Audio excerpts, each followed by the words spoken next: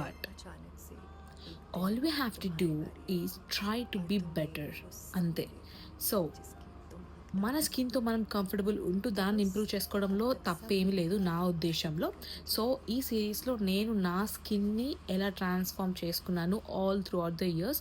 In 2020 I know how my skin is. So అప్పుడు నా skin అలా ఉండేది, వెరీ డ్రై, పింపుల్స్ ఎక్కువ ఉండేది, పిగ్మెంటేషన్ ఉండేది, యాక్నే స్కార్స్ ఉండేది.